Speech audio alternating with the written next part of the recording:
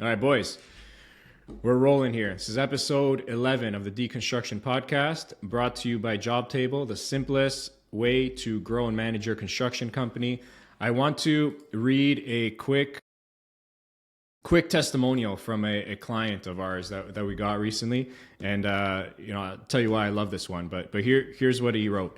So being a small business owner, I have to be on the job every day. Invoicing was my biggest problem with the time it would take, a whole day. A business partner referred me to Jobtable and it was incredible. It's truly stupid simple to use. You can invoice in 30 seconds. It autocorrects spelling mistakes, calculates HST, reminds you of all outstanding payments, automatically gives friendly reminders for payment upon your request, and so much other cool features and options. Highly recommend as technology and computers. Ain't my thing. Thank you, Jobtable. So this is Isaac. I know him. He's a plumber. One of the best guys I know, like really good at what he does, super friendly, has all like the great characteristics to do very well. So when I first introduced him to Jobtable, he was doing things very old school, still doing carbon copy invoices, which again, I know we talked about this before, but I'm still shocked at how many people I still speak to every day who still do carbon copy. So that's what he was doing. And his struggle was he was always backlogged with invoices. He literally had like 30, 40 invoices backlogged that he just couldn't get to because he had no time. So he literally just started using Jobtable right away, caught up on all his invoices. He called me about 2 weeks later just to thank me for introducing him to Jobtable, telling me how much he loves it, how much time he's saving, how he's getting paid faster. He has no more backlogs and like saving him like 5-10 hours a week. So that's just, I love that story because, you know, it's literally, he changed his business overnight by just using a software. So just wanted to share that. Shout out to Isaac. Yeah, for sure. Amazing. So boys, how are we doing? Good, man. You? Feeling good. Amazing. So I want to kick it off with a topic here that, it comes up in our conversations offline, but I find, it's more of this kind of topic around this time of the year, end of the year, you start reflecting, and just the idea of burnout, keeping motivated, so what are you guys doing? Like, what are your thoughts on, how do you guys stay motivated all year round just to keep plugging away, keep growing, because as an entrepreneur, I think it's very easy to feel some burnout sometimes, right? You're working, forget 8 hours, 12, 14, 15, 16-hour days, right? Sometimes, you don't even sleep and, you kind of wake up and do it all over again. There's no breaks. Even if we're not working, you're working. So how do you guys like prepare yourself, mentally, physically, like how do you cope with that? John, take it away, buddy. Yeah, I think everybody needs kind of like a mechanism, right? We talk about this all the time. We talk about this, on a regular basis, right? Oh, I'm tired today, or this week's been a killer week. Speaking personally, I think everything has a means to an end, right? You got to look at the road, enjoy the journey, right? If you still have gas in the tank to push through, it makes everything that you thought you were tired, or all the things you have to get through, it makes it doable, right? If you look at everything from a lens that, I'm tired, I'm burnt out, it's going to reflect in your day. It's going to reflect in your week. It's going to reflect in your month. I think I could speak for all of us where we have that mentality, just put your head down and just keep going. For me, my vices are, I wake up earlier than I have to. I use the gym, right? That's one of my vices for sure, right? Just to get a kick of energy. And number two, I think we feed off each other a lot as well, right? I think having a group around you that can motivate you is very important. Right before we kicked off this podcast, I said, the last 3-4 weeks have been a whirlwind, right? It's been nuts, but you got to get through it. Nobody's there to hold your hand, right? And again, I always reference back to, when you look at that picture of what success looks like, you have, a chart of what people think success looks like. And it's just, a constant arrow going, up. And then what success really looks like. And it's just scribbly lines up and down, right? As an entrepreneur, there's no days off. And you got to put that in your head. Sometimes it's listening to a podcast. I know one that me and Charlie really like is that Jocko Willick's, right? What's that one, Charlie, that we love? Oh, you're tired? Good. You didn't get that job? Good. And people don't understand what that means. And what that means is good. Shake it off, come back stronger. Right. I think having the surrounding, like you just said, like literally before we started recording, you guys were making fun of me in a way. It's like, I'm not in the mood today. Yeah, exactly. Right? And you guys basically said like, wake the fuck up. Let's go. And sometimes the best people in your corner are the ones who tell you what you don't want to hear. Right. So it's true. That's the best. Putting people in check, but in a good way. Right? Where it's like, oh, you don't feel in the mood? Lighten up. Let's go. Sing a song. Like do what you got to do. Wake up. There's got to be something that gets you going. Put on a song. Put something, right? You got to get something that's going to give you that little bit of a motivation to push you, right? And I always reference it back to a gym. So sometimes like you're in the middle of a set and, you're halfway through and you just want to throw the weights down and, oh, I'm done. Right? Put something in your head that pisses you off, right? Some people work off of anger. Some people work off of, happiness, right? Put something in your head, put your head down and motor through it. I think though, before all of that, like for me anyways, I think perspective is one of the biggest things. That was a huge eye opener for me. Cause I remember like in the first 4 years of running iPlum, I actually started grinding my teeth. It's something that I had never done in my entire life, but all of a sudden at the age of 28 years old, I just started grinding my teeth to the point that I had to go get a mouth guard. I was starting to have issues. My jaw was constantly hurting. And it was just all of these like newfound stresses that I've never felt before of owning a company, the responsibility.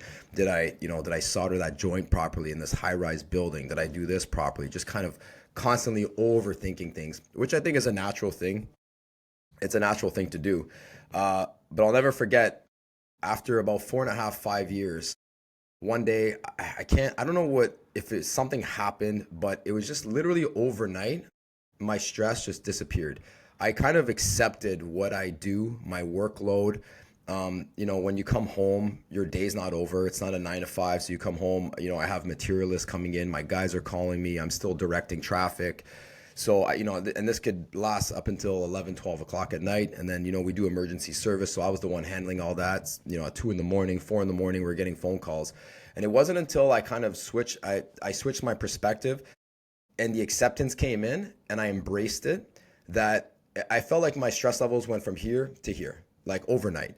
And I think what that goes to show you, if you're a true entrepreneur and you want to succeed with your business, you have to accept your fate, and you really have to want this. It's not for everybody, right? And this is like, not to knock a guy that's working in a warehouse, and that's all he wants to do. He's just counting the days until his retirement.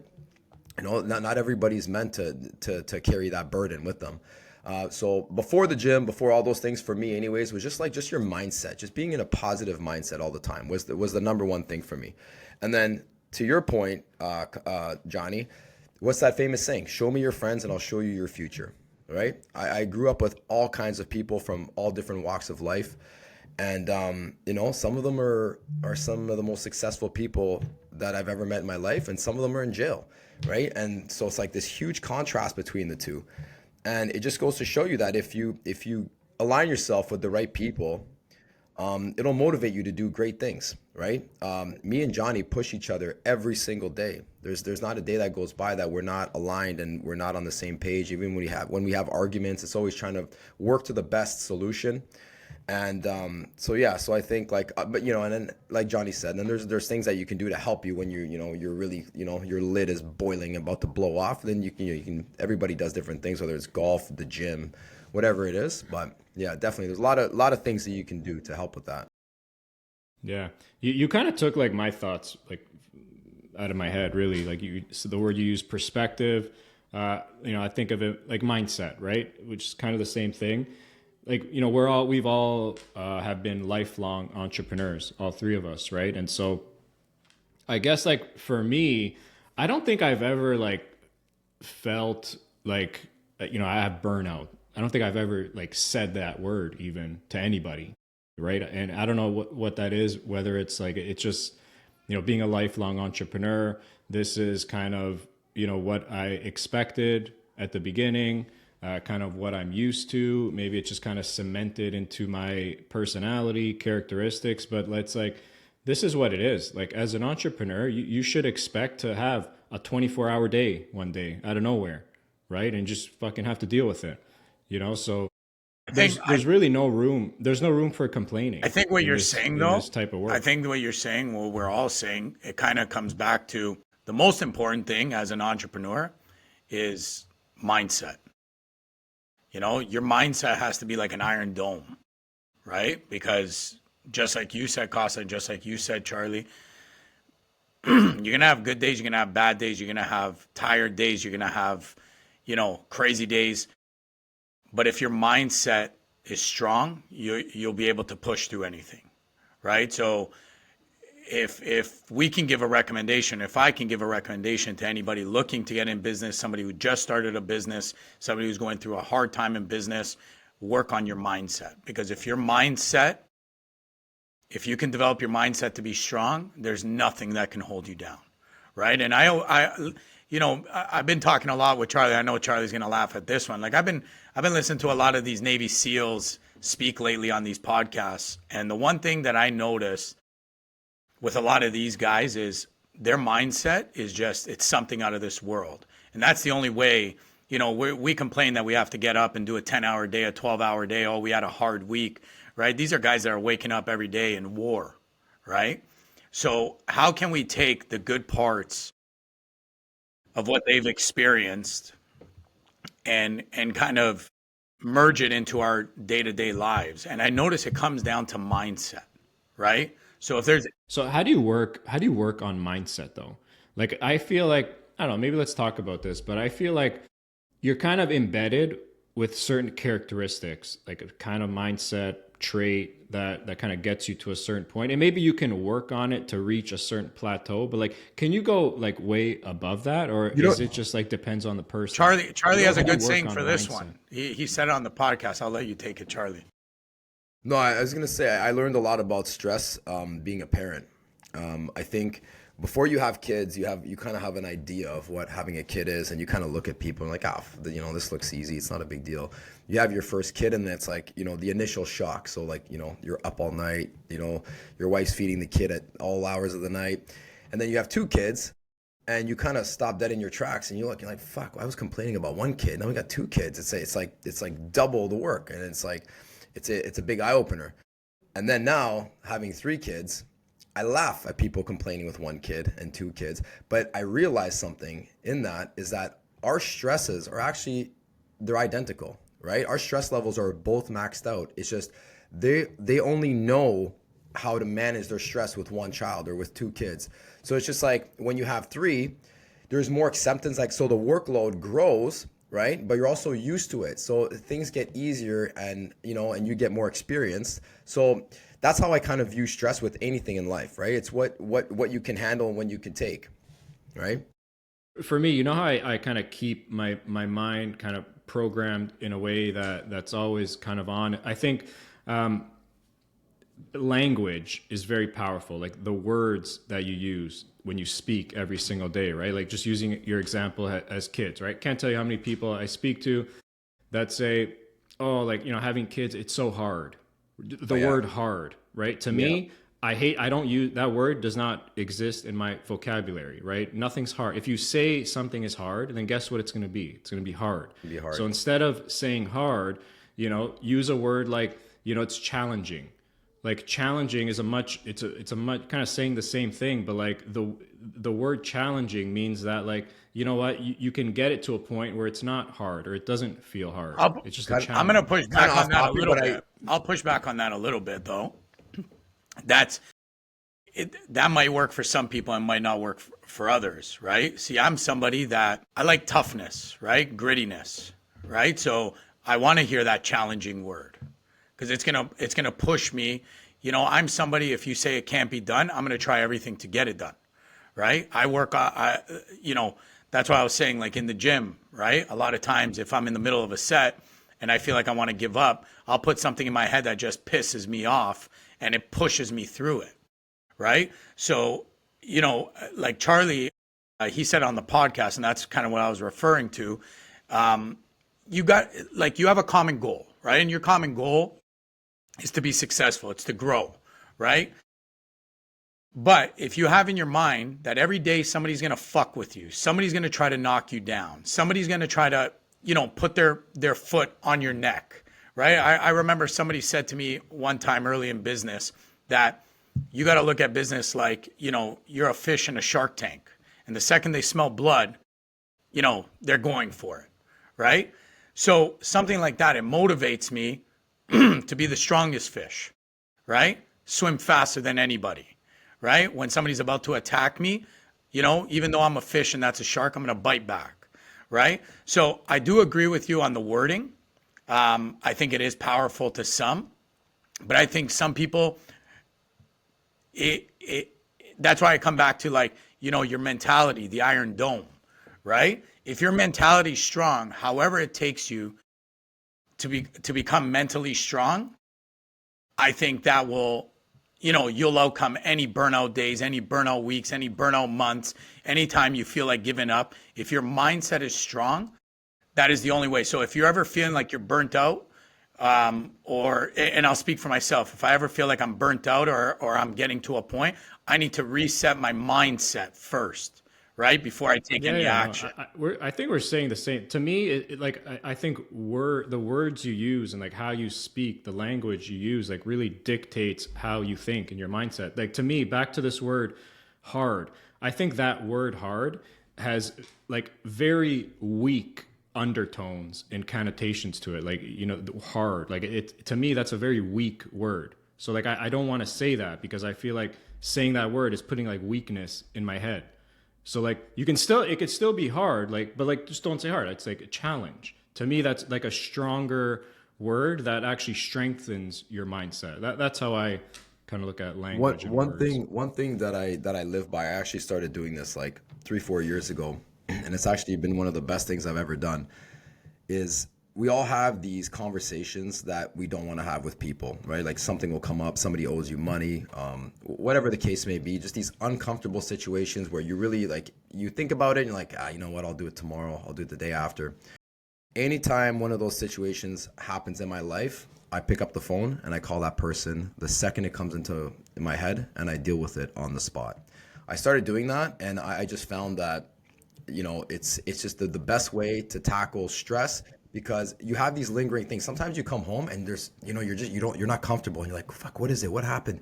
And then you'll kind of dig through your brain and the files inside your head and it's like, oh, you know what? Yeah, I didn't finish this job. I still got to call this guy. Honestly, stop what you're doing, drop everything and go make those phone calls right away. It's been a huge help. That's a good point. I agree with that, because like when you're essentially you're bottling up whatever it is, that stress or that conversation, and it's like lingering inside of you, and like that can lead to a whole another things. Yeah. And another thing too that I find, I always remind myself when something happens that puts you in a spot where, you know, your stress levels are going through the roof, just remember that in 2 weeks you're never going to think about that problem again. Everything is temporary, right? No matter what it is in life. I mean, you're going to overcome it, and that's why the faster you tackle it, you deal with it head on, the faster it's going to go away and you can move on from it. And back to like originally how this all started, right? And I think for us, again, being lifelong entrepreneurs, we've all had our businesses for over 15 years now, multiple businesses. It's like all the best conversations we have, you know, with a glass of wine, whatever, over dinner is about the journey, is about like the stories through the trenches, like, you know, all the grind. It's really a way of life. It's the best part. Yeah. Yeah. It's the most fun part of having a business and being an entrepreneur. I think, you know, a seasoned entrepreneur gets that, but, you know, speaking to maybe a new entrepreneur that might be listening, someone who just started the business, whatever you're going through right now, like the stresses, the struggles, if you're gritty enough and your business is going to last another 10 years, you're going to look back on these times and just have a laugh about it. That was me at the beginning. That was literally me at the beginning, because I was a union guy working, from 6 a.m. to 2 o'clock every day. So at 2 o'clock, I'm coming home and it's my time. I'm spending time with my girlfriend, my friends, whatever I was doing. And to kind of shift into a mode where it never ends.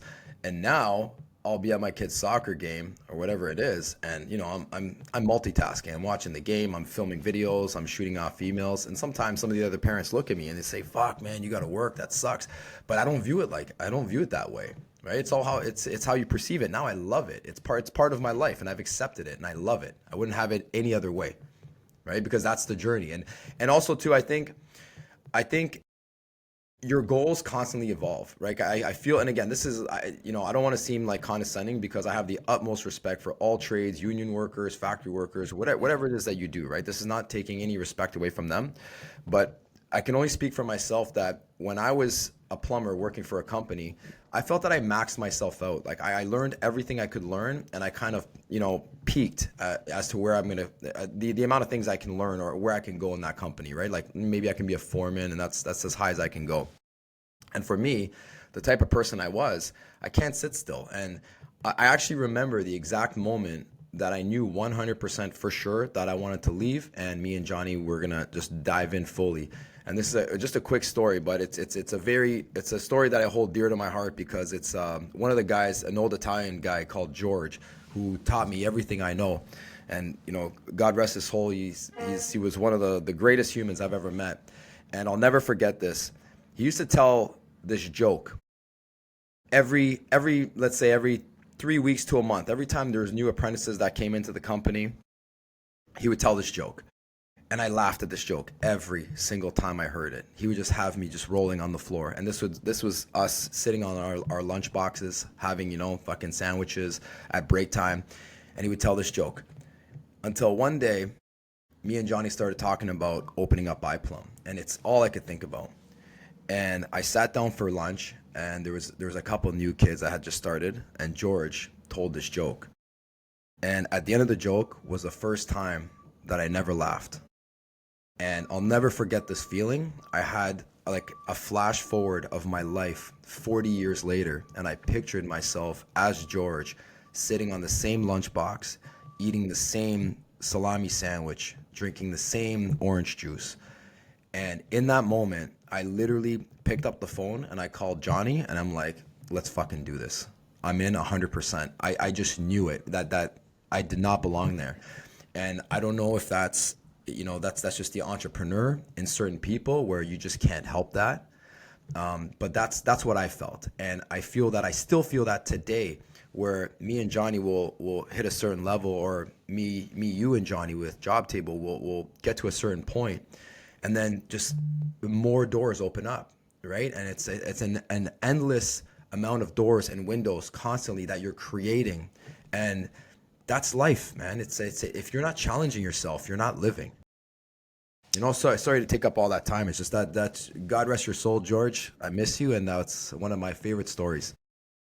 That's a good story. It's crazy. It's like that lunch that you just saw this person having lunch, and you had this vision. It's like the smallest of actions that happen in your life can truly like dictate which way you go. It's like the butterfly effect. Yeah, a lot of people they know that, I don't want to be working for the rest of my life. I don't want to be doing this for the rest of my life. I don't want to, be struggling when I want to retire. I want, one day, whether they have a family or they, their intentions are having a family, when I grow older, I want to make sure my kids are like this. But how are you going to get there? Right? How are you going to get there? And that's all about the grind. That's all about the grit, right? That's all about those times, that you felt burnt out, or, you wanted that vacation, and you just couldn't, right? People make sacrifices. You got to sacrifice. I always look at everybody, and it's kind of like, where you are in life sometimes, like, don't get me wrong, there are certain scenarios where life just fucking throws you a curveball where there's nothing you can do about it. But it's all on what you do for that moment forward, right? And that's all on you, right? And that's where I come back to your mindset. Your mindset has to be strong, that no matter whether you're having a good day, a bad day, hard week, tired week, you know, you're sick, right? I was sick for like a month and a half from October till mid-November. You know, I would come in and the people in my office be looking at me like, how are you here? Like, go home, right? And it's like, but you can't, like, you can't. You can't, man. Like, what do you mean, right? Like, I remember actually, like, funny story. It's like, I believe it was Robitussin. They had a commercial. And the commercial was, you know, somebody knocking on the door, you know, the door opens, right? The camera's on the person, you know, opening the door. And it's like, you know, the person's coughing. It's like, I can't be here today. I'm sick. You know, and the camera turns to like a 2-year-old child just sitting on the bed, like looking at them like, you know, and it, you know, it's to do like that commercial was obviously for cough syrup. And it's kind of like the same thing in business, right? Like, what do you mean if you take a day off, your business suffers, right? So have that grit, that mindset, that no matter what's going on, you push forward. And listen, you might not be able to give 100% in a day, but you woke up, you're operating at 20%, you pushed, and throughout the day you operate at 60%. That's better than operating at 0%. You know what I mean? So always understand that good days, bad days, harder weeks, harder months, harder years, right? It's all a phase, and you need to push through it, right? So to this topic, I keep coming back to, you know, your mindset. You have to have a strong mindset, and everybody's a little bit different, and whatever it takes for you to get in that mindset that day that feels just like a drag, like you can't get out of bed, or, you know, whether you're sick, whether you're just burnt out, you need to push through, because nobody's going to do it for you. It's like Charlie said in one of the podcasts prior, right? You got to act like nobody gives a fuck about you. You know, nobody loves you, you know, so it's all on you. Nobody does. Actually, kind of off topic, but what do you think it is why is there some people that are just pushed towards entrepreneurship? They just have that spark. And there's other people that, you know, they just want to punch in at 9, punch out at 5, 65, they're counting the days down. Like, what do you think it is? Like, is it the way you're raised? Is it in your DNA? Like, what do you think, Costa? I don't know. I don't think there's like a black and white. I think, man, is like, are you born with it? So like, take me as an example. I think I have an interesting kind of background. I was never entrepreneurial growing up. Like, you know, come from immigrant parents, you know, they never encouraged me to be an entrepreneur. That just wasn't even a thing in my childhood. It wasn't until the university for me, where I went to school, lived with one of my uncles at the time. And you know, he successful entrepreneur, owns a huge electrical contracting company. And that experience like just exposed me to a life that I didn't even know existed. So it kind of like triggered something. Was that always inside me? It just needed something to like bring it out, or did it just occur? I don't know. But it's you know, I feel like I'm not that traditional, you know, 6 years old, you know, starting a business, was entrepreneur for young. That wasn't me. But now, like, I'm a thoroughbred entrepreneur. Like, I'll never be anything other than an entrepreneur. So like, again, was it always in me? I don't know. Yeah, you know what? You bring up a good point there. I think we all have it in us. It's just igniting the spark, right? Yeah. So getting back to maybe you know what, I think we're onto something here, where it's kind of like, you know, getting back to the topic that we were just talking about, where it's on who you surround yourself with, right? Like, you know, I don't even have grade 10, and I remember, you know, up until the age of 18, I never finished a book in my life. And it was you, Costa, that put me onto my first book.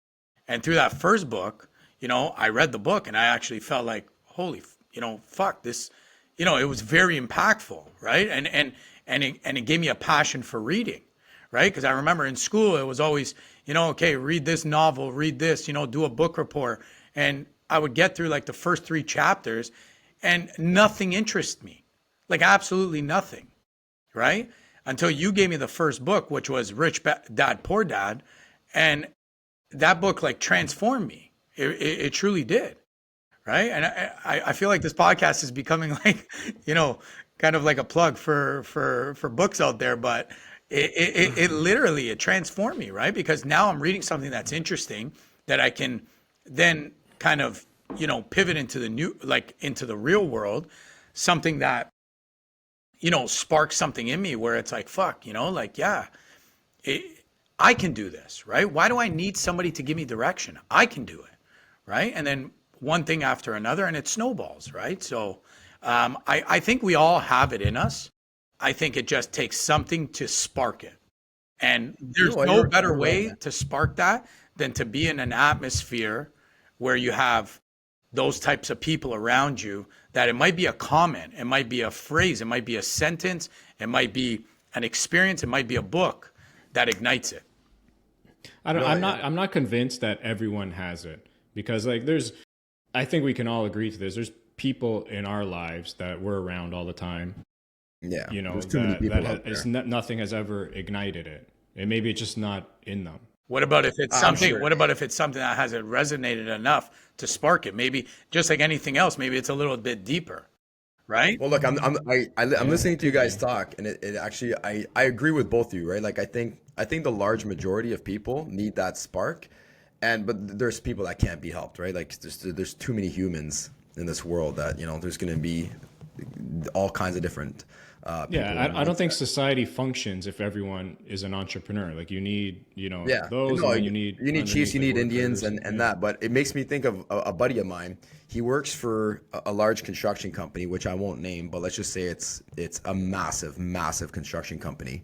And me and him had been like talking about this for years, like over 2 years now. And I asked him, he works from home since COVID, and he told me he works 2 hours a day, max. Okay. And I'm talking like Zoom meetings, and he manages a bunch of people. So for him, as long as his employees, the guys that he's managing are doing their jobs, it makes his life easy. Right. So I've always told him, because my mind immediately goes to, what are you doing with the other 6-7 hours in your day? Like, are you just sitting at home? He's like, I'll go for a walk, I'll do this, I'll watch TV, I'll have a shower, putz around in the basement, the garage, whatever. And I think that's fucking insane. Like I look at that and it's like, I get stressed out thinking about that, because I'm like, why aren't you trying to start a business, coming up with an idea, getting another source of income? Like you have all of this time and this is being wasted. So to your guy's point that everybody, sometimes it just doesn't resonate with them. That guy now, I actually just spoke to him like a month ago, and one of his best friends opened up a general contracting company, and it's out of town. So he started going to site, but he realized how lost his friend was. He's got all these contacts and all these jobs, but everything's done off a handshake. So there's no paperwork in place. He doesn't know how to project manage, do any job costing. So he kind of took it upon himself to kind of say like, look, let me help you out. And then eventually he's like, my goal now is, I'm getting 2 incomes, and my goal is to be able to work from home and help my buddy out, and I can do everything from home. So it's like, and that might snowball into a potential partnership with one of his best friends that, he's got all the contacts, and if he brings a huge skill set, he can maybe buy into the company. And then, so just that guy took him 2.5 years, let's say, to get to that point, but it's somewhere in there. It just had to be brought out. Right. And to your point, like you mentioned it, Charlie, about like being uncomfortable. Right. And so, and Johnny, like about like mindset and like how to build that and train it. As with anything, right, including mindset, muscles, like you want to maintain a 6-pack, you got to keep going to the gym and like working out. You can't just not do it. You're going to lose it. And I think the same goes for your mentality and your mindset and having like a strong will. And one thing that I think is very important is like your buddy, Charlie, like, working 2 hours and then spending 6 hours. I think when you're very comfortable in life, I think that's one of the worst things that can happen to you. Like you get too comfortable, you get complacent, you go status quo, you're getting your paycheck, like you're on easy street. And I think like that's the worst thing you could do for your mentality and like growth and continuing to build. So for me personally, I actually love putting myself like deliberately in some uncomfortable situations, almost like where your kind of back's against the wall, and it puts you in this position where Fight or like, flight. you're on overdrive now. Yeah, fight or flight. It's fight or Yeah. flight. Like, so I personally thrive on that. I love it. So I think, and it doesn't have to be too extreme, but like any kind of uncomfortable position. I actually give you a good example with my young son, right? I try to instill these things in him early. So the idea of like it's not good to be too comfortable. It's a weakness. Like when you're uncomfortable, it gives you strength. So like, when he's like taking showers, it's like, let's put the water a little cold. You're going to be a little uncomfortable, but guess what? You're going to be stronger, right? So like little things like that, I think can help. Yeah, 100%. Yeah. But at the end of the day, guys, it's the ride is the best thing, right? And enjoying the ride. This is, as an entrepreneur, I don't think I don't think I've ever met anyone who has regretted being an entrepreneur. Never. I think most entrepreneurs will tell you that once you're in it and you're focused and you take it seriously and you become successful, you'll never turn back. I'm 100%. now, I mean, I've been for a long time now, but I am physically and mentally incapable of working for anybody else for as long as I live. For sure. Enjoy the ride, buckle in. Speaking of rides, construction, very, very interesting industry where, and Johnny, I know you got some good story here, but this is the only industry I know where you can't pull up to a job site in like a nice ride without being looked at like, Judged. Why are you pulling up in like you're expected to pull up in like an old dirty pickup truck. Whereas if you pull up in like a nice, Mercedes, BMW, you're kind of looked at like, oh, this guy's making too much money. Yeah. It's a very weird thing. It's the only industry. Like if you're going to a banker's coming to your house, it's like you expect them to roll up in a Ferrari. Or how many real real estate estate agents? Better. Real estate agent. A real estate agent. Right? Go down the Yeah. list, right? But like, why is construction the only? This is a weird one. Like, why is this? It's very fucking weird. Yeah. I knew this was going to come up because we just talked about it like offline. But yeah, I remember. And actually, Charlie, we just had a lunch with one of our clients and I just explained the same story. So I remember, I think it was like 2014, I believe it was. I was looking for a lease, right? And you wanted something decent, but nothing like expensive, right? We were still in our building stages and everything like that of our company, but you needed something that was presentable, but nothing that was going to break the bank. Now, out of everything I looked at, Mazda, Toyota, Honda, the best bang for your buck, and I think because obviously they own their own banks some way, somehow, just due to the rates, was like an entry-level Mercedes. It was literally a CLA 250. It was entry level. It was a $40,000 vehicle. It was like just shy of $500 a month in a payment, right? A Mazda at that time was literally the same price. So when you looked at the two, it was like, come on, guys, would you rather drive a Mazda or a Mercedes? It's like kind of like a no-brainer, right? So I ended up taking the Mercedes, and I remember, again, let's not lose sight here. It's entry level. Okay, it's entry level Mercedes. The same lease payment as a Mazda 3. Okay, kind of like basic options, power windows, whatever. So I was pulling up to job sites and I was getting all these comments all the time. Like, oh, must be nice. Oh, you guys must be making lots of money. Even to a point that somebody that was working for one of our like big GCs, he's a project manager. He kind of pulled me aside and he's like, yeah, I don't know. They think you make too much money, and I make too much. Why? Right. And it's like, wow, because you guys have a Mercedes. And like, I found it so odd because, somebody that was making a comment, like pulled up in I remember it was a Ford F-150, but it was the Harley Davidson edition. At that time, that truck was like $85,000 or $90,000. And he's saying this to me. And I'm kind of like, I get like perception is a lot, right? But at the same time, it's like, wait a minute. You're hiring somebody to come into this building, somebody that you want to trust, right? don't you want them to be successful? Right? If you know your money advisor comes to your house or at a coffee shop and he pulls up in a beaten down, rusty old shitbox, right? Are you inclined to give him money to go and invest for you? You're gonna be like, no, fuck that. Like, I'm like, you know, what have you done with your money, right? Why is that perception like thrown over into construction? Why don't you want, you know, your contractor that's coming to quote to build your house to pull up looking nice, right? Driving something nice, you know, have a nice watch on, like whatever the case may be. It's just frowned upon in our industry for some reason. And I think it has a lot to do with they don't want to see you doing good, right? Your price could be the same as somebody else, right? It has nothing to do with price. It just has to do with the image, right? Oh, this guy's making too much. I still can't put my finger on why our industry is like this, because I literally got rid of that Mercedes, ended up getting a pickup truck that was almost double the price, and nobody ever looked at me again or made comments like that again. It's mind blowing. I can't put my finger on it, but it's wrong. The only thing I could think of is, and you're right, it's like, you know, why is that? And maybe let's like break it down. So one theory, again, I'm just kind of spitballing here, but in the general public, right, there's a lot of stories you hear about from like the average person about, you know, contractors ripping people off, being shady.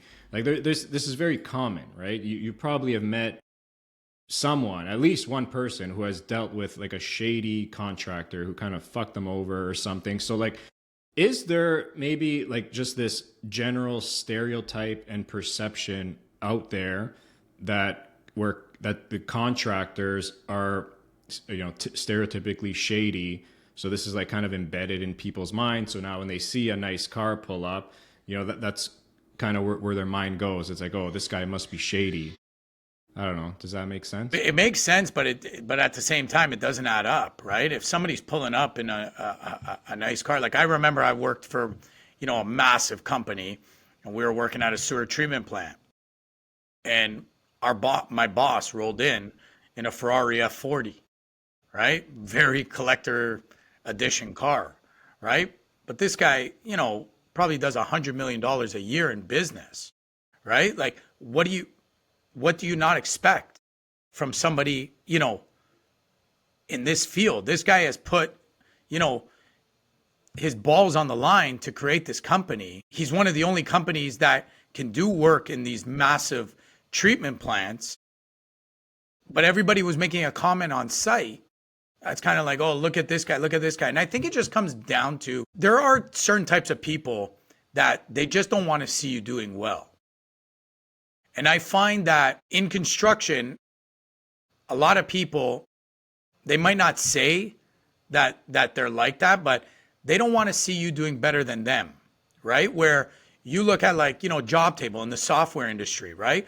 We've been on many calls with, you know, billionaires, you know, multi-millionaires, and they just want to, you know, help out. Everybody wants to see everybody grow. And I think that's, you know, our generation, the newer generation coming in to the construction industry, we really need to change it, right? But why is that unique to construction though? I don't agree with that. I actually don't agree with what you just said, Johnny. What I think it is, I remember one of our employees, this is going back, maybe 10 years. He was doing a service call, and I don't know how it happened, but he ended up walking into the office, and I think the invoice for the service call that he had done was just sitting on the table. And at the time, I think we were billing our guys out at like $65 an hour or something like that. And he was an apprentice. I think he was probably making like $30. So the word went around that he was going around to our other guys saying, can you believe this? These guys are billing us out at $65 an hour. He's paying me 30. They're fucking making a killing off of us. This is bullshit. So the reason I disagree with you is that, yes, there are people, but what you said, the people that don't want to see you succeed, I've seen that in every aspect of every trade, every job, real estate. That's just people in general. I think that's in their human nature. A lot of people they get jealous, right? So they're constantly looking in other people's lanes. So I think that's like, that's reflective of every kind of job. But in construction, I think what it is there's a lack of understanding of what it takes to run a company. So you have this guy who's busting his ass, and you remember, keep in mind, it's a very physical job. So you're not just like sitting at a desk pushing papers. Like, you have a mental stress and then you have a physical stress added on top of that. So you're working, you're swinging a hammer, you're covered in insulation, whatever it is, and then you see a guy pull up and it, that's paying your check. He pulls up in a Lamborghini. He comes on site, he says, fucking you do this, hurry up, why isn't this done yet? And then he leaves.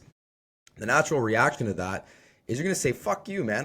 I'm working my ass off. You just came for 10 minutes and all of a sudden you figured this whole job out. You think we're not working. So I think there's that aspect. And then there's them not understanding the risk that guy took. He might have borrowed $200,000 to run the company. He might have almost shut his doors 5 times and you don't even know. He put his neck out on the line for you guys probably countless times, and he doesn't even bring it up to you. You don't even know about it, right? But he's kept you afloat and kept you working for all of these years.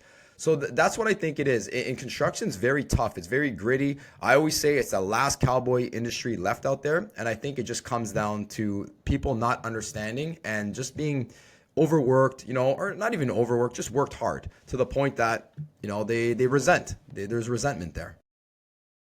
What do you think it is, Costa? Yeah. From an outsider looking in, that's a tough one. Yeah. Like a contractor. What Charlie said, I think that makes, I think what Charlie said, that makes sense. But I think that's also true for any single industry in the world. Like the economical structure of a business is like, there's the owners, you got your shareholders, like money flows like from them downwards. Like it just, if you're an employee, you're obviously making a lot less than the owner. Like that's just the structure of a business. So what you just described, I think, is the same structure that any industry and business has. But I still don't understand why it's seems to be very specific to construction. I think construction, we're just more vocal about it. Like, because I couldn't agree more. I think we're actually off on this topic. Like, let's say you're working in a warehouse and the CEO is constantly pulling up in a Lamborghini, right? And all these guys are just fucking driving skids around. They're making $19 an hour, right? They're not going anywhere.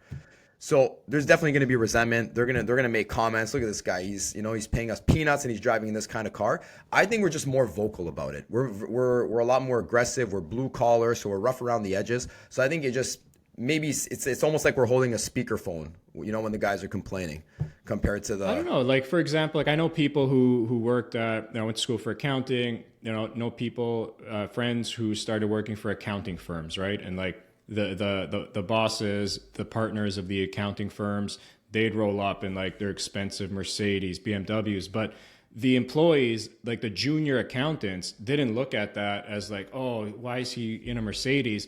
It was the opposite. It was like, oh shit, like I want to be a partner, so I can get a Mercedes too. You know why? Because they have a goal. Because they want to get to that point, and they're able to get to that point. They have a path to that job, right? As where a factory worker or a guy, let's say that's a drywaller, the highest he could go is become a foreman, and he doesn't have the entrepreneurial gene. So he's looking at it like, the most I'll ever make is $50 an hour, let's say, right?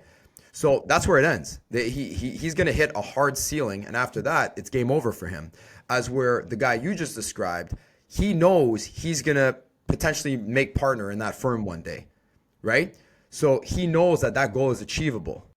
That's the difference to me, anyways. So is it just this like steady undertone? It sounds like there's an undertone of resentment from. There is, but again, it all falls back on your shoulders. Right? It's your own fault. Like I always preach this.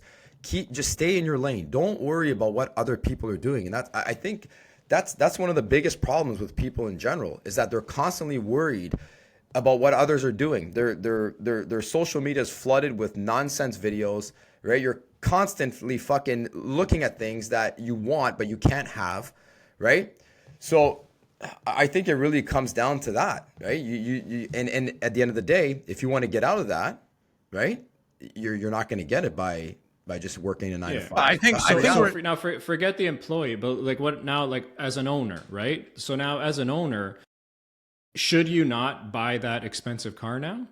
I think you need to be mindful. I think you need to be mindful of your surroundings, right? I think you have to judge every situation, right? Like if you're 70 years old and your son took over the company, you might not give a shit. I'm 70, I'm going to pull up to the job site with whatever car I want, right? But again, every situation is different. I'm not a car guy, right? But I remember when the story that Johnny told, I remember when that happened. And it was just like, I didn't understand it, because it's like, fucking, if we buy a pickup truck, because he said that, if I buy this pickup truck, it's like $30,000 more. That's crazy. Like, Yeah, right? and you know what? Hold on though. Like you're right in terms of resentment. But you know, getting back to the question, like why? Why is there just why are we more vocal about this resentment? Let's just say, if it, like you're saying we're just more vocal. I don't agree with that. I think it goes beyond being vocal. I do agree with the resentment, right? Because everybody looks at it. I guess it's just, you know, it's a little bit of everything we're saying, because to me, when I've met up with certain clients that are very successful, and you know, I've seen their houses or the cars they drive and the vacations they go on, or the watches they have on their wrist, or the dinners they're going on, or the bottle of wine they open. To me, it's inspirational, right? Where I look at somebody like that and it's like, okay, whatever this guy did, he's doing something right. I should try to pick his brain to try to take a page out of his book, right? Even if it's just one of the pages, to see what he's doing right.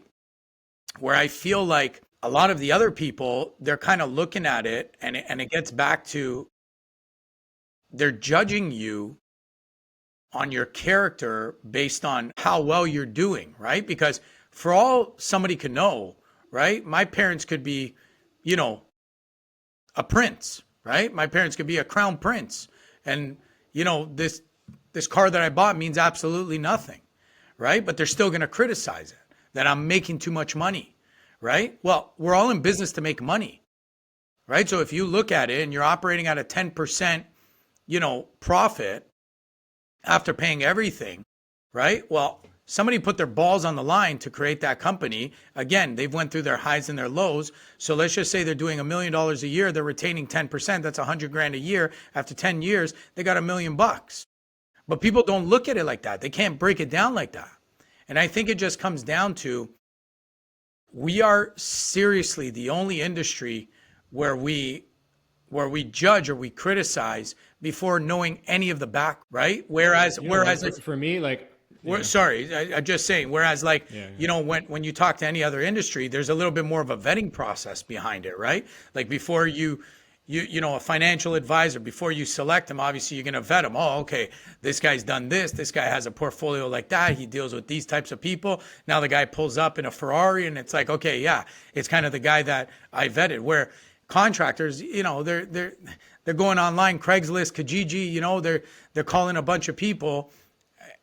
And again, I don't think they're really doing a vetting process, right? So what's your dream car? Let's say, like, what would you get? Like, if you... There's a list. I know yours is a Volvo car. all day. I don't know, Porsche, my dream car. Porsche, McLarens, like, yeah, like. Okay, so let's say like, your dream Porsche. You know, today you're able to go to the dealership and buy it. Would you buy it and like go to never the job once, site with never it? once. I say this all. Like I say this all the time, because of the industry. If I ever got to that point where I was able to afford my dream car, unfortunately, it would stay parked in my garage for most of the time. And the only time I'd be able to drive it is on a weekend. And I'd kind of ensure that wherever I was going, you know, it wasn't any place flashy. So do you actually think now that if you were to showcase that Porsche, make it visible, like that would result in like harmful consequence to your business? In some cases, yes. 100 million. What would that be? Like, what would that negative? Exactly what I experienced a few, almost 10 years ago. I don't know. These are just people talking, and like, are they gonna like quit your? I don't think they're gonna quit. No. Look so at what would be the like? Okay, so if the client that I'm pricing the job for is the one criticizing me, it can hinder me from getting the job. Right? This guy's making too much money. You know what? Give it to that guy. Right? And I don't know why, but I think it comes down to like the perception is I'm not working as hard, but in order to buy a car like that, you have to work harder. Yeah, but you know what? I think it also has something to do with, like, especially in the bid and tender world, the lowest price gets the job, right? I mean, not always, right? Sometimes you have a relationship with the GC and they don't always go with the lowest price. But with that being said, we're just so used to everything's got to be cheap, cheap, cheap, even on extras. Oh, you guys are gouging. You guys are doing this. Why is this going to, oh, what do you mean 2 guys for 3 days? It should take half the time. And it's constant arguments. Construction is just arguing, arguing, arguing, right? And then also, if you look at construction, the culture in construction, show me one other job where people will call the person getting coffee for everybody the coffee bitch, right? You bring somebody the wrong tool, they'll call you a fucking idiot or you're retarded, right? The language that is used, the aggression that is used. So naturally, it's going to be easy for these guys to look out the window and say, look at this fucking guy. Look, this guy pulls up on a Porsche. Get the fuck out of here. You didn't make enough money. You got to flash it in our face, right? I'll always go back to that. There's no other job. So Casa, let me ask you this. Okay? You're building a house. Okay? You're calling 3 builders, right? One builder pulls up in a pickup truck. Okay? Standard pickup truck. Another guy pulls up in a work van. And then the third guy pulls up in, a Lambo. They all give you pricing. Look, the guy in the Lambo is the most expensive out of all 3. But he seems the most diligent, right? Most knowledgeable, breaks down everything for you to understand. Who you going? So I'm not the right person I don't give a shit about that. Like, to me, what I was going to say is, like, I think maybe I'm a little bit more hard line on this stuff, right? But like, if I owned a company, including a construction company, and like, I worked my ass off to build it to a certain level. And like, you know what? I worked hard enough where I'm able to afford my dream car. I'm going to buy that dream car. And if someone has a problem with it, it's all about how you treat that person. If whoever has a problem with it and you've treated that person well, you've had a great relationship, you took care of them, and they still have a problem with it, then like, look, the door's there. Either like, you know what, I don't know what to tell you. I treated you good. So, and you don't like that I bought this car? Cool, let's part ways. If there's resentment, then I'll go to the extent of like, hey, if there's resentment, like, I'll help you start your own business and you can get that dream car too. I'm still going to treat them good. So like, honestly, I think it's bullshit. You know what the problem with that maybe is? it just, yeah. You know what the problem with that is that, yeah, that works. I agree with you for existing relationships, right? If you've built a relationship with somebody, they shouldn't be judging you, right? They're gonna be like, fuck, good for you guys, man. You worked hard, you did that. I'm happy for you guys. And I look forward to doing more work with you guys. But in saying that, in a new relationship, it could hinder getting a job. And in the construction world, where it could literally be feast or famine, that could be the difference between you having a company and not having a company, because the judgment of somebody that they pass on you. And I fully get like, well, then you know what? I don't want to work with you anyways. Well, then guess what? You can go tell all your guys that they no longer have a job. Right? Yeah, it's unfortunate. That's where I'll push back. It's the reality. Yeah, it's unfortunate. It's feast or famine. It's unfortunate. And that's why I keep saying this younger generation, our generation, even, when we spoke about like company culture, right? I feel like it's us that we have to change this, right? There was, I want to say there was like kind of like set rules and regulations and kind of,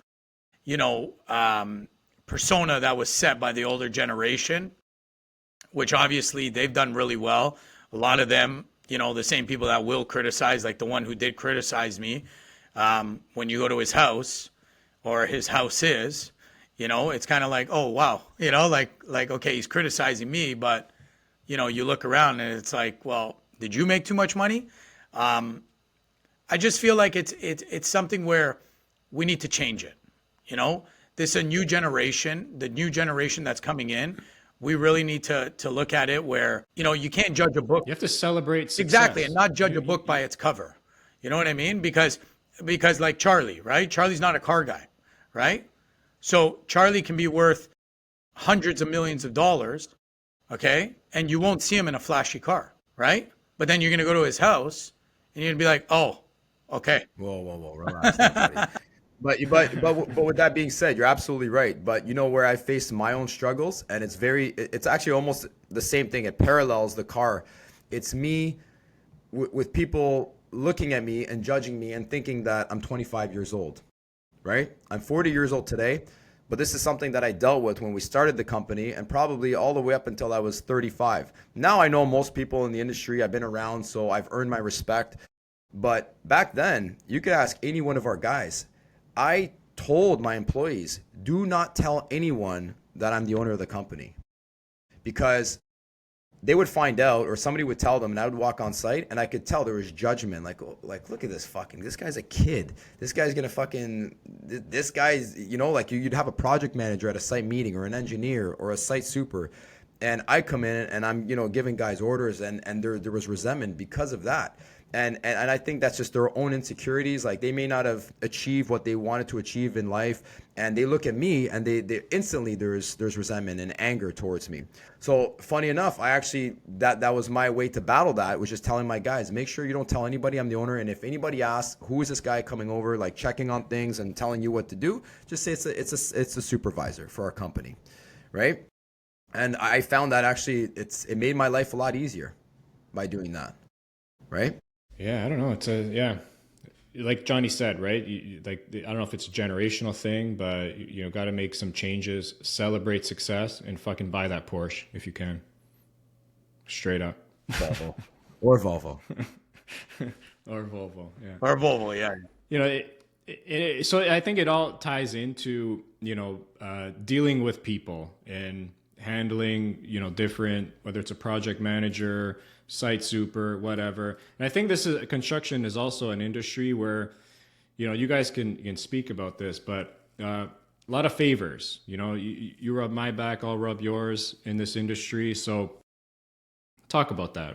How does that like coincide with all? You know what? Like, just touching on what we were talking about and what you're asking now, I really think it goes back to using your best judgment, right? Like, there's no set rules on how to run and manage your construction company, right? Even I remember when we first started pricing jobs, we had no idea. So we actually sat down with one of our mentors who owned a plumbing company at the time, and big shout out to Guido. And we were like 225. I was 25. Johnny was 22, 23. And we just went to him like, how do we price this? Do we price per fixture? How do we do this? And now you look at it, every company prices the jobs differently, but you all end up around, being, around the same price within 5%, right? Give or take. So with that being said, you have to use your best judgment in the people that you're dealing with, the employees that you have. If you have great relationship with your employees, they're not going to judge you if you pull up. They're going to be happy for you, because it's like, you know what? This guy's had my back for 10, 15 years, 20 years, whatever it may be. I fucking love Charlie, man. He takes care of me, whatever it may be, whatever the case is. But if you treat your guys like shit and you work them like dogs and they're underpaid and they're overworked, they're going to resent you. It's the natural order of things, right? And that goes for everything. So, the GCs that you're working with, are they good guys? Are they judgmental people? And you know that, like, being in construction, you get a feel for it. You find your rhythm, and then you make the right decisions. It's true. It's again, back to how you deal with people and how you treat people. Right. So yeah, you're right. It's not black and white. It depends on your situation. Yeah, it's all, exactly. But construction people need to chill the fuck out. Take a breather. Relax. But favors, let's okay. like talk on that, right? Like, just in the industry, like how, dealing with people and maybe providing favors, has that helped you and your business Huge along the way? Yeah. Massive. Yeah. Actually, I would say, Johnny, sorry, I don't want to cut you, and I'll let you talk. I just want to just say quickly, I personally feel that it made our business. It really, it carved our name out in the plumbing world in the GT. Look. So what's an example of that? Like how like in terms of like a favor or favors? Yeah, me and Charlie at the beginning, we used to go back and forth on this a lot. I'll speak for like our situation. The way I like to operate, my mindset is being at work, right? Running a construction company, I'm dealing with these people. I'm talking to these people more times in a day than I'm talking to my own wife, to my own kids, right? This is the reality of it, right? 8, 9, 10, 11, 12 hours a day. You're working on site, you're working in the office, you're dealing with your company. You're dealing with your clients, you're dealing with their project managers. So the way I always viewed how to run business properly, and again, some people might agree, they might not agree, is I truly want to become friends, right? Because I want to build lifelong relationships. So in order to do that, sometimes, you know, it goes back to like those guys that came to your house, Costa, and those people that say they're going to be there at 9 a.m. They don't show up at 9 a.m., you know, just being a man of your word. You have to prove yourself, right? In order to prove yourself, okay, you're going to give me this job, right? And this happens a lot, even to some of our subs, right? So we'll give one of our subs a ton of work, and then it's just, you know, you call them and, hey, the rooftop at my office, it didn't kick on. Like, do you mind just coming, take a look? Like, I have every intentions of paying them, right? But a lot of times they'll turn around and they'll be like, you know, no, don't worry about it. Look at what you've done for me, right? And you start to build a relationship like that, right? Where if you're a guy that every time, you know, for you to move a muscle, you know, you want to be paid for it from the person who's constantly working with you, I don't think that's the proper way to build a relationship, right, Costa? Like it's like anything else. Friendships, relationships, they take work, right? So sometimes, you know, we have clients, they built offices. We'll go in, we'll do their office. Like, depending on how big the office is, it's like, all right, look, you're going to pay my dead cost as if you own my company. You know what I mean? You know, I'm not going to make a cent, not even on my material. You're going to get all my buying power. You're going to get, you know, top quality guys. You're going to get, you know, my experience that, okay, your engineer drew this or your designer says to do this. No, we're going to do it like this. It's going to be much better. Or, you know, you have a toilet that is clogged at home. We'll send somebody there. Don't worry about it. It's all about doing favors, right? Because you got to look at the big picture, right? If we become friends, if I show you I'm a true friend instead of just that guy that I'm only there when it has to do with money, then I'm replaceable, right? Now, if I'm a friend that every time there is an issue, you know, you have somebody in your corner, right? Like we just had lunch with somebody the other day that I just met face to face for the first time. We've been working with him for a little bit, but I just met him face to face. And he truly said it to us. He goes, I feel like I've never had a sub trade that is in my corner like you guys, right? Because every time he needs something, we're there, right? We jump for him, right? But at the same time, every time we need a job or every time, you know, we're pricing up and it's like, hey, you know, we kind of really want this job, he'll do what it takes to make sure we're on it, right? So it's a two-way road, right? Just like a relationship, right? That's the only way relationships last, whether it be a marriage, whether it be, you know, friendships, whether it be a business relationship. It's a two-way road, right? So definitely I have to say, for me, I built my business on relationships, right? I'm there to help you, right? I'm not just there to get the job. This is the price and I need to make this margin, right? I'll cut my margin if that means helping you out. Right? Yeah. And what better way to build a relationship than like words is one thing, but like actually like putting something into action, like, you know, doing work for someone at your like dead cost, like you said, like that's real. That's real. Yeah, that's real. Or doing something where I don't want money from you, right? You're my friend. I don't want money from you, right? You have a problem at home. That's your, you know, your home base. That's where you and your family live. Right? I don't want money from you, right? My business, I make money on the jobs we get together, right? I make a fair margin, right? To obviously run an established company with all the right checks and balances in place, right? With the right amount of employees and manpower for a job, the right amount of backing to make sure that we can do a job of that caliber, right? Now, if you need me at your home because you have an emergency, you need this, you need that, that's not where I want to make my money. You're my buddy, right? We're in this together. We're in this to grow together, right? Yeah, favors go a long way.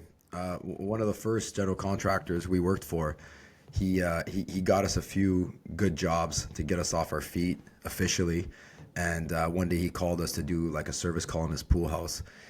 And me and Johnny looked at it and it's like, you know, we sent the guy there for an hour. You know, it's like $10 in material. It's like, what are we going to do? We're going to charge the guy $200. right? It's just that favor goes a long way. So it's like, you know, he called us and he asked us, hey, you know, are you guys gonna invoice me? And it's like, no, man, don't worry about it. And that went a long way. And I truly believe that you have to do favors to a certain extent, because there are people out there that you might just be getting familiarized with, like a new relationship, and you know, they may try to take advantage of you with, you know, promising you a job and say, hey, you know, can you help me out? Don't worry, just, you know, we'll put it on an extra, and when the job comes, then you don't end up getting that job. So I think it's to a certain extent, but if you're working with the right people and you've built the right relationships, these favors go a very long way. I think I actually mentioned this before on an earlier podcast. We actually built out 2 offices for 2 of the first general contractors we used to work, well, we still work for to this day, 15 years later.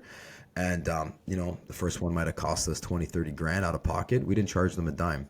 You know, the second one, I'm not sure how much it cost, but the relationships were already built, and they had already gone to bat for us and helped us out so much, from becoming 2 guys in a truck doing service calls to, you know, having our first 5 employees and having an actual nice commercial job, right? So it goes without saying, like, fuck, you guys aren't getting a bill. This is on us. And just that alone, they looked at us like, are you serious? No, I want to pay you. Just let me know what the cost is. It's like, no, I absolutely refuse. This is on us.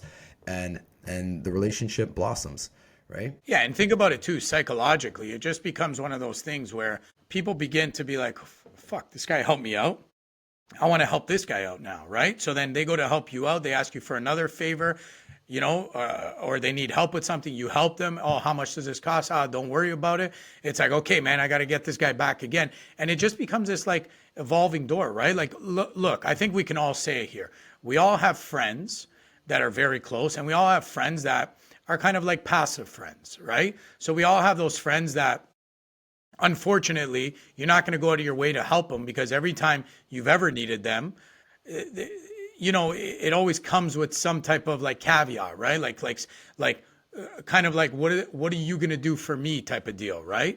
And then you have other friends where, you know, I can say in this chat room right here, no matter what happens in my life, if I pick up a phone, I know you guys are coming, right? And like, no questions asked. You know, me and Charlie always joke around about it, the movie The Town. It's like, you know, we need to hurt some people. You know, I can't tell you where we're going. I can't tell you who it is, you know, and it's like, okay, whose car are we taking? You know what I mean? And that's what it comes down to. And it's funny because I've talked to some people about this, and even some Jobtable users, and, you know, it's like, well, I want to do some advertising, but they just finished telling me a story that, you know, one of their biggest GCs asked him to go replace a toilet, you know, and he's like, I charge him $500. He wouldn't have known better. And it's like, hold on, you want to spend thousands of dollars on advertising, but the guy that feeds your table the most, you just charged him and made $200 off of replacing a toilet at his house. Makes no sense. You know what I mean? So it's like, you know, I always come back to like, make it make sense, guys, you know, like. That's exactly what I was going to say. Like, I look at like favors as literally a marketing expense, right?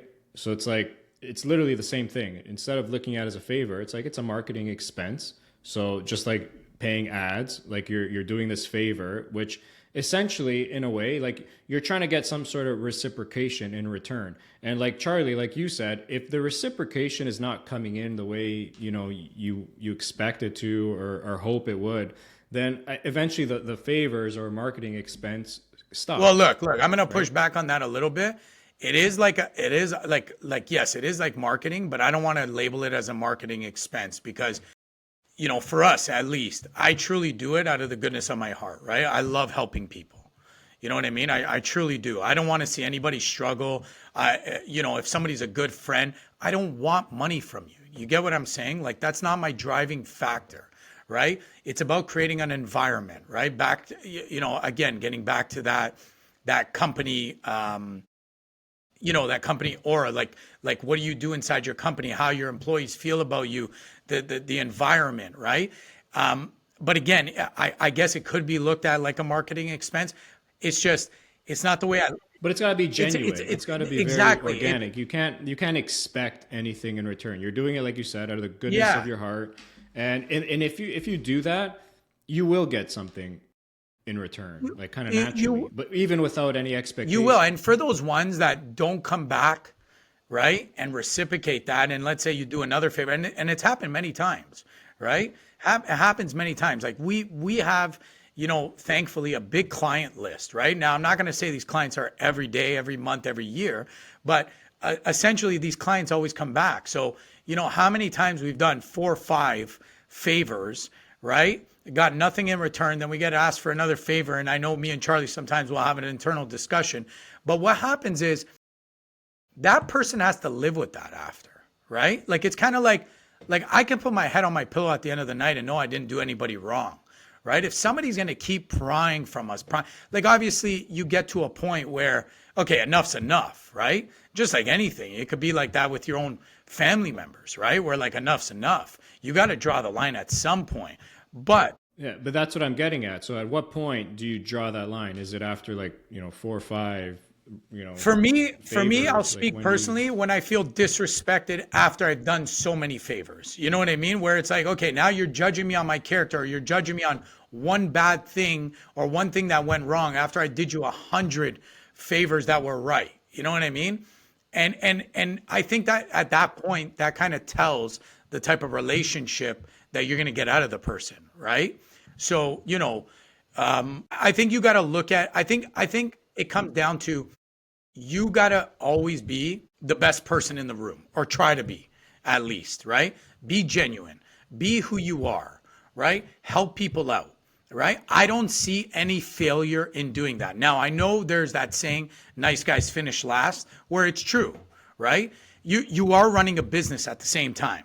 Like, you can help people out, but not to a point where it's going to jeopardize to put you in a very bad situation, right? I always say I'll give the shirt off my back to somebody, but as long as,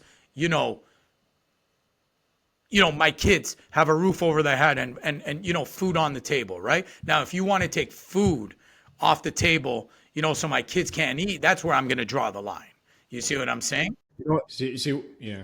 I was going to say quickly too, because it's very easy for us to talk about doing favors, but the reality is there are also those contractors who can't afford to do favors. Like when me and John started out, we had very limited funds. Like we were working off lines of credits, right? And after buying a truck and tools, we were dead broke. So every $100 that came in was huge for us. So to those people that might listen to this and say, buddy, I can't afford to do stuff for free. Like I'm just starting out. I can't. What I would tell you is honesty becomes your best friend. Be honest with these guys. If somebody says, come, can you do a service call? Oh, you're going to charge me, come on, can you help me out? Say, look, just be honest. Say, look, I'm starting out. The best I can do is what Johnny said, right? This is my cost. I just need this much for my operation costs, my gas, everything. And that's what I'll do for you, right? So I'm giving you my time and it's not going to cost me anything. And I can keep my company rolling smoothly, right? Because not everybody realistically can do favors, especially when you're starting out. And to Johnny, to your point where you're saying, the question you asked, Costa, where's the threshold? Where's the line for more established companies?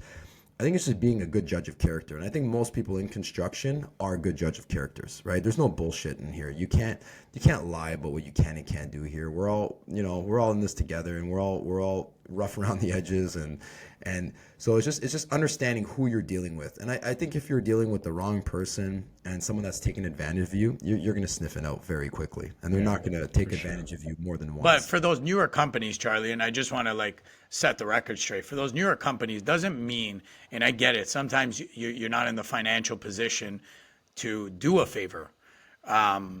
But also a favor could also just mean that you're going above and beyond, right? You're not just going there to replace the toilet. Yeah. You know what? I'm going to take off the toilet. Yeah. I'm going to make sure the flange is proper. If the flange looks a little bit iffy, okay, you know what? I'm going to repair it. I'm going to do this. You know what? While I was there, I also checked your wife told me about the faucet. I checked the faucet. I changed this little piece. I cleaned this for you, So favors can mean so many things, right? It truly, it's just about being genuine, right? If you can show somebody that you're genuine, you're not just there just to make money, you're there to build a relationship.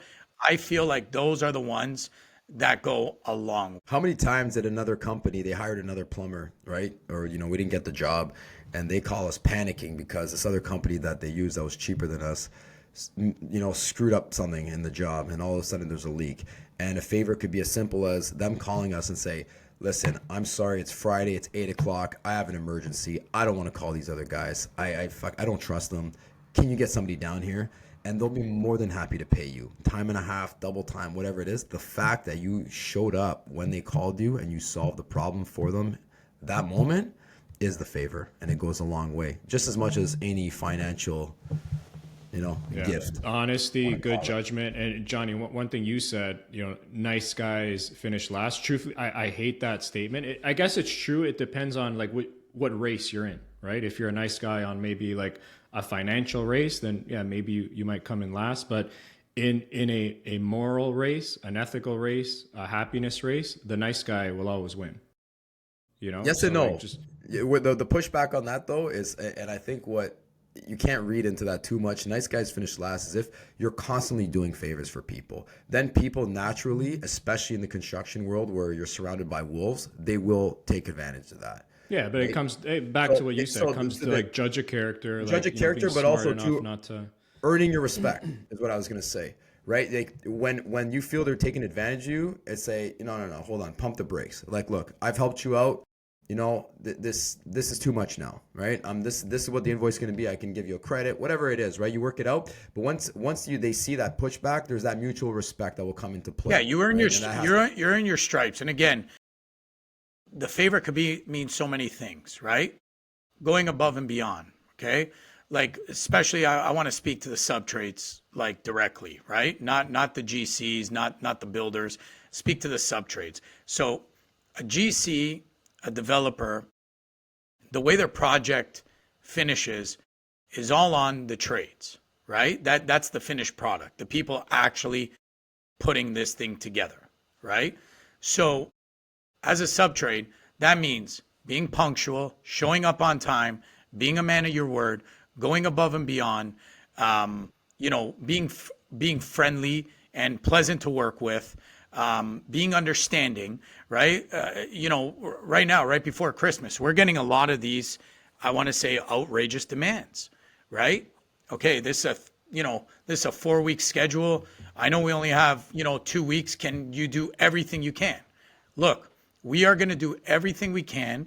We will ask our guys to work longer days. We will do what we can, and we're going to try to push this project as much as we can. Now, they notice this, right? So now the GC or the developer is looking at us like, hey, I can pick up the phone. I can have a conversation with this guy. This guy's not just going to be like, oh, I got 1 million people asking me this, and I got, 100 people asking me for the same thing, which is true. But at the same time, I need to hear what my client is asking me. I need to digest it, and I need to do whatever I can in my ability to try to help, right? That's what we are as subtrades. We're there to do a job for them, right? In the end of it, we're not facing their client, right? So this favor can be so many different things, right? And that's where I just come back to be genuine, be truthful, right? Show these people that you care, right? And that alone, just showing them that you care about the project you're on with them, that's a favor in itself. I was going to say a great strategy is any general contractor or client calling you for work, whether it's an emergency or a job coming up in the next few weeks, always say that you're completely booked up. But in that same breath, say, you know what? I'm going to move mountains for you. I'm going to make it happen. Let me see what I can do. But always tell them that you're slammed no matter what. Because right off the bat, they know, iPlum's busy. Whatever, this company, they're always busy. They're the best. Of course they're busy, right? But now this guy said, you know what? We're busy, but just give me a couple hours. I'm going to get back to you. I'm going to fit you in the schedule, and I'm going to make this happen for you, right? And that right there in itself is a huge gesture and a huge favor to them, and it makes them feel good. It makes them feel like they can rely on you and trust you, right? Yeah. Under promise, over deliver. Yeah. Motto to live by, always. Yeah, absolutely. For sure. And if any GCs are listening out there, it doesn't apply to you guys. We are really slammed. I promise. I'm gonna say, Charlie, you just gave away a secret. Hey, listen, this is an educational podcast. There's nothing, we don't hold back anything over here. Yeah, for real. Well, Nothing boys, to this was hide. fun. Anything else to add here? No, other than for anybody listening, please like, comment, subscribe. Drop in some comments on any topics that you want us to touch base on and dive into. I hope everybody's enjoying our content. We truly try to be raw and bring a dynamic that I hope everybody enjoys. For sure. And last thing, if you're a contractor, you want to simplify your day-to-day, get hours back out of your day, check out jobtable.com. If you're listening to this in December, we are offering a promo right now, 25% off the subscription for the first 3 months. So it could be a good time. Boys, until next week, love Always you guys. a pleasure. Be good. Thank you, boys. Ciao, boys. Ciao. Bye.